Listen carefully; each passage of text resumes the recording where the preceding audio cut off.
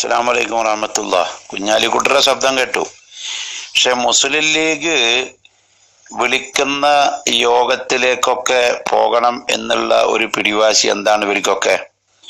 ഞാൻ ചോദിക്കുന്നത്, 92 ബാബരി മസ്ജിദ് പൊളിച്ച സമയത്ത് മുസ്ലിം ലീഗ് എവിടെയായിരുന്നു?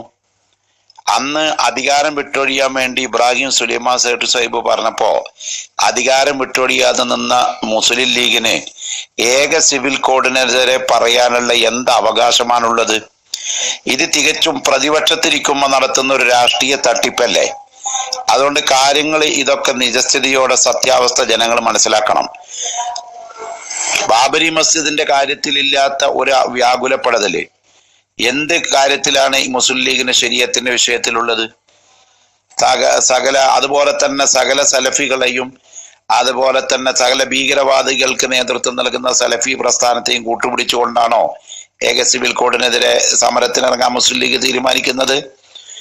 അങ്ങനത്തെ കാര്യങ്ങൾക്ക് കൂട്ടുനിന്ന് കൊടുക്കേണ്ട ആവശ്യമില്ല. അതുകൊണ്ട് മുസ്ലിം ലീഗിന്റെ ഒരു രാഷ്ട്രീയ തട്ടിപ്പ് നാടകമാണ് ഇവിടെ മുസ്ലിം സംഘടനകളൊക്കെ വിളിച്ചു കൂട്ടുന്നതെന്നാണ് എനിക്ക് പറയാനുള്ളത്. നടത്തുന്ന ഒരു രാഷ്ട്രീയ തട്ടിപ്പല്ലേ? അതുകൊണ്ട് കാര്യങ്ങൾ ഇതൊക്കെ നിജസ്ഥിതിയോടെ സത്യാവസ്ഥ ജനങ്ങൾ മനസ്സിലാക്കണം. ബാബരി മസ്ജിദിന്റെ കാര്യത്തിലില്ലാത്ത ഒരു വ്യാകുലപ്പെടല് എന്ത് കാര്യത്തിലാണ് ഈ മുസ്ലിം ലീഗിന് ശരീഅത്തിന്റെ വിഷയത്തിലുള്ളത്?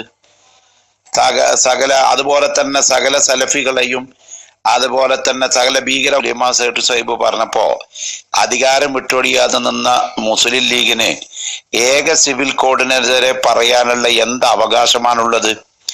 ഇത് തികച്ചും പ്രതിപക്ഷത്തിരിക്കുമ്പോൾ. അസ്സലാമു അലൈക്കും വറഹ്മത്തുള്ളാഹി. കുഞ്ഞാലിക്കുട്ടിയുടെ ശബ്ദം കേട്ടു. പക്ഷെ മുസ്ലിം ലീഗ് വിളിക്കുന്ന യോഗത്തിലേക്കൊക്കെ പോകണം എന്നുള്ള ഒരു പിടിവാശി എന്താണ് ഇവർക്കൊക്കെ? ഞാൻ ചോദിക്കുന്നത്, 92 ബാബരി മസ്ജിദ് പൊളിച്ച സമയത്ത് മുസ്ലിം ലീഗ് എവിടെയായിരുന്നു? അന്ന് അധികാരം വിട്ടൊഴിയാൻ വേണ്ടി ഇബ്രാഹിം